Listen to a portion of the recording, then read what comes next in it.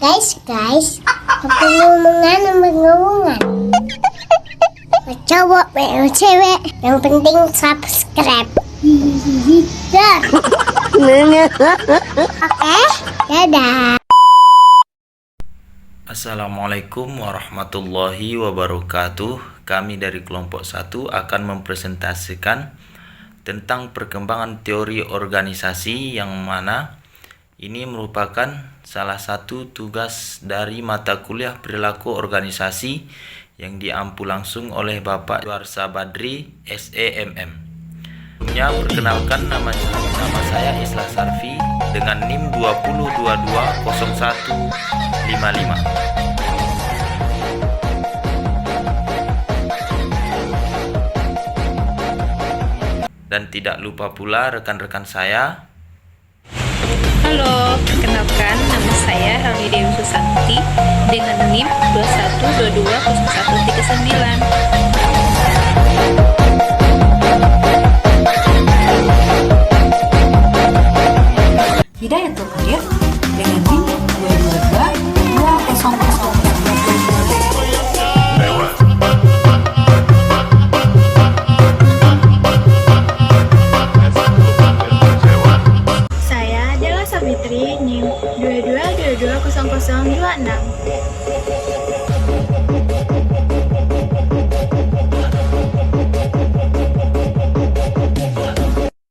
A few moments later.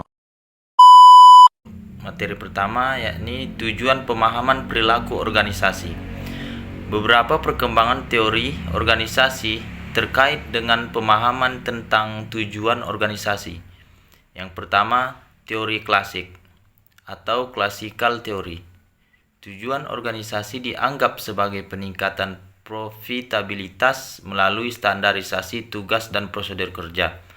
Yang kedua, teori perilaku atau behavioral theory, yang mana tujuan organisasi ini menjadi lebih kompleks dengan pemberian perhatian kepada faktor manusia.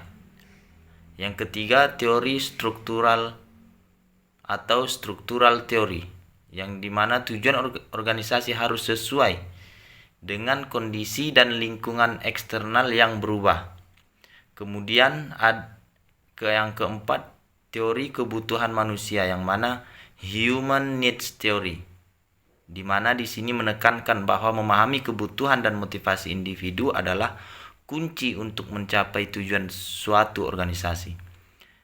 Yang kelima, teori sistem atau systems theory, yang dimana tujuan organisasi harus selaras dengan dinamika lingkungan ini atau perubahan lingkungan ini. Selanjutnya, yang keenam, teori kontemporer atau contemporary theory, yang mana memandang karyawan sebagai aset yang bernilai dan meningkatkan pengembangan dan kesejahteraan karyawan.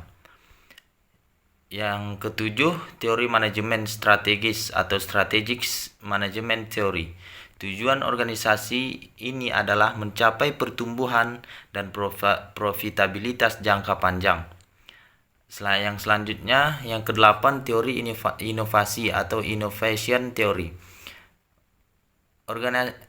Teori ini adalah organisasi yang inovatif, memiliki tujuan untuk terus berkembang dan beradaptasi dengan perubahan teknologi dan pasar. Selanjutnya, teori yang kesembilan yakni teori keberlanjutan atau sustainability theory, yang mana tanggung jawab sosial dan lingkungan dalam pemahaman tentang tujuan mereka. Selanjutnya, teori yang ke-10 yakni teori jaringan atau network theory. Organisasi saat ini seringkali berfokus pada membangun jaringan dan kemitraan untuk mencapai tujuan bersama dan mengakses sumber daya yang lebih luas. Konsep organisasi adalah dasar dari teori organisasi. Konsep ini berkembang seiring dengan perkembangan pemikiran dan penelitian dalam bidang manajemen dan organisasi. Ada 10 konsep organisasi. Yang pertama, konsep organisasi sebagai struktur. Organisasi dianggap sebagai struktur formal dengan hierarki yang jelas, peran dan tanggung jawab yang ditentukan dengan baik. Yang kedua, konsep organisasi sebagai proses. Organisasi dilihat sebagai proses yang melibatkan interaksi sosial, komunikasi, dan hubungan interindividu. Yang ketiga, konsep organisasi sebagai sistem terbuka. Teori sistem terbuka menekankan bahwa organisasi adalah sistem berinteraksi dalam lingkungan eksternal. Keempat, konsep organisasi sebagai budaya. Teori budaya organisasi menyoroti pentingnya nilai-nilai, norma, dan budaya dalam membentuk perilaku dan keputusan di dalam organisasi. Kelima, konsep organisasi sebagai jaringan dan aliansi. Dalam era globalisasi, organisasi semakin melihat sebagai jaringan yang kompleks dan hubungan dan aliansi dengan berbagai pihak, termasuk mitra bisnis, pemasok, dan pelanggan. Yang keenam, konsep organisasi sebagai kolektif atau komunitas. Teori ini menekankan bahwa pada pentingnya menganggap organisasi sebagai komunitas atau kelompok individu yang memiliki tujuan, nilai, dan identitas bersama. Yang ketujuh, konsep organisasi sebagai entitas pembelajaran. Konsep ini menekankan pentingnya organisasi untuk terus belajar dan beradaptasi dengan perubahan. Yang kedelapan, konsep organisasi sebagai kumpulan sumber daya. Teori ini menganggap organisasi sebagai kumpulan sumber daya dan kemampuan yang unik. Yang kesembilan, konsep organisasi sebagai tempat inovasi. Dalam lingkungan bisnis yang cepat berubah, organisasi dianggap sebagai tempat yang mendorong inovasi yang kreativitas untuk memenuhi tuntutan pasar yang terus berkembang. Dan yang terakhir, konsep organisasi sebagai ekosistem bisnis. Pendekatan ini menekankan pada interaksi dan ketergantungan organisasi dengan ekosistem bisnis yang lebih luas, termasuk pesaing, pelanggan, dan pemerintah. Selanjutnya, teori klasik. Teori ini mulai berkembang pada awal abad ke-19 tahun 1800-an. Teori ini disebut juga dengan teori tradisional atau teori mesin. Dalam teori ini, organisasi digambarkan sebuah lembaga yang tersentralisasi dan tugasnya terspesialisasi serta memberikan petunjuk mekanistik struktural yang kaku, tidak mengandung kreativitas. Teori klasik terbagi atas 3 macam. Yang pertama, teori birokrasi yang dikemukakan Max Weber tahun 1864 sampai 1920, menekankan pada aspek legal rasional. Legal dalam hal ini dimaknai sebagai bentuk wewenang yang dirumuskan dengan jelas berkaitan dengan aturan prosedur dan peran masing-masing elemen. Yang kedua, teori administrasi yang dikemukakan Henry Fayol, James De Money, dan Allen Riley tahun 1841 sampai tahun 1925, menekankan pada aspek makro dan praktik langsung manajemen.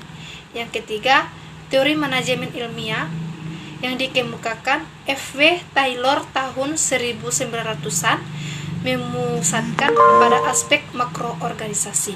Teori neoklasik. Teori neoklasik disebut juga dengan teori hubungan manusiawi. Aliran teori ini diawali sebab ketidakpuasan terhadap teori organisasi klasik. Tokoh teori ini diawali oleh Elton Mayo pada tahun 1927, membentuk aliran antar manusia atau Human Relations School.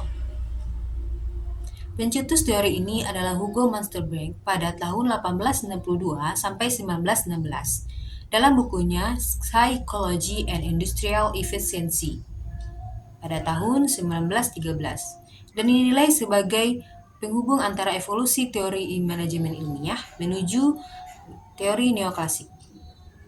Munculnya teori neoklasik diawali dengan inspirasi percobaan yang dilakukan di pabrik Hawthorne pada tahun 1924 oleh Western Electric di Chicago yang disponsori oleh Lembaga Riset Nasional Amerika.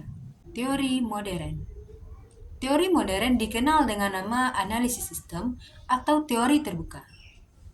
Pendekatan modern dipandang sebagai pendekatan yang mampu menyatukan keseluruhan pandangan terhadap analisis organisasi.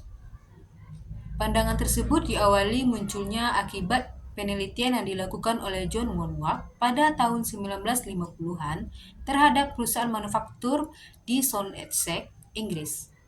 Nah, baiklah, di sini saya akan memberikan sebuah Contoh kasus yang terjadi pada PT Golden Castle yang bergerak dalam bidang konveksi atau tekstil yang mengalami konflik antara perusahaan dengan karyawan. Konflik ini terjadi disebabkan oleh adanya miskomunikasi antara atasan dengan karyawan. Yaitu karena perubahan kebijakan dalam perusahaan mengenai perhitungan gaji atau upah kerja karyawan. Namun, pihak perusahaan belum memberitahukan para karyawan sehingga karyawan merasa diperlakukan secara semena-mena oleh pihak perusahaan. Nah, kemudian para perusahaan mengambil tindakan yaitu dengan mendemo perusahaan. Namun, tindakan ini berujung pada PHK besar-besaran yang dilakukan oleh perusahaan. Perusahaan manapun pasti pernah mengalami konflik internal, mulai dari tingkat individu, kelompok, sampai unit. Mulai dari derajat dan konflik yang kecil sampai yang besar. Yang relatif kecil seperti masalah adu mulut tentang pribadi antar karyawan, sampai yang relatif besar seperti beda pandangan tentang strategi. Nah, kemudian apa penyebab terjadinya kasus tersebut dalam perusahaan? Nah, konflik ini terjadi disebabkan oleh adanya miskomunikasi antara atasan dengan karyawan, adanya perubahan kebijakan dalam perusahaan mengenai perhitungan gaji atau upah kerja karyawan. Namun, pihak perusahaan belum memberitahukan para karyawan sehingga karyawan merasa diperlakukan semena-mena oleh pihak perusahaan. Nah, kemudian siapa yang bertanggung jawab atas terjadinya kasus dalam perusahaan tersebut? Yang bertanggung jawab sudah pasti pemilik perusahaan, staf-staf di bawah pemilik perusahaan, dan pihak perusahaan yang berkaitan dengan kasus tersebut. Kemudian, bagaimana kondisi perusahaan saat ini? Karyawan mengambil tindakan, yaitu dengan mendemo perusahaan. Namun, tindakan ini berujung pada PHK besar-besaran yang dilakukan oleh pihak perusahaan. Kemudian untuk saran dalam penyelesaian kasus dalam perusahaan tersebut adalah seharusnya atasan harus bisa membaca pikiran atau keinginan para karyawan-karyawannya. Atasan juga harus sering berkomunikasi langsung dengan para karyawan sehingga tidak terjadi miskomunikasi. Dengan begitu, atasan dapat mengetahui bagaimana sifat dan keinginan para karyawan tersebut. Kemudian dalam mengubah kebijakan mengenai perhitungan gaji atau upah kerja karyawan, seharusnya ikut dibicarakan dengan para karyawan.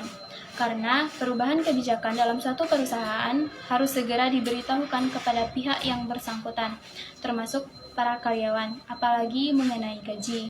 Nah, dari semua materi yang telah dijelaskan oleh kelompok kami tadi, dapat kita ambil kesimpulan bahwa perkembangan teori organisasi munculnya berurutan, yaitu pendekatan klasik yang memperkenalkan cara berbagi kegiatan kepada anggota organisasi, sehingga setiap orang mendapat beban kerja yang merata dan sesuai kapasitasnya. Pendekatan neoklasik menemukan bahwa iklim organisasi juga perlu dijaga, agar selain ditugasi beban kerja yang merata dan sesuai kapasitasnya, anggota organisasi juga bisa bekerja dengan nyaman karena dalam organisasi terdapat suasana kerja yang baik. Kemudian pendekatan modern menemukan bahwa setelah beban kerja terdistribusi dengan baik dan suasana kerja juga nyaman, organisasi juga perlu disesuaikan dengan kondisi luar atau lingkungannya agar bisa hidup dan berkembang dengan baik. Kemudian, organisasi juga menghadapi berbagai tantangan, baik yang berasal dari dalam diri organisasi maupun yang berasal dari lingkungan yang merupakan penyebab organisasi harus dirubah. Oleh karena itu, tidak ada aturan bagi setiap organisasi.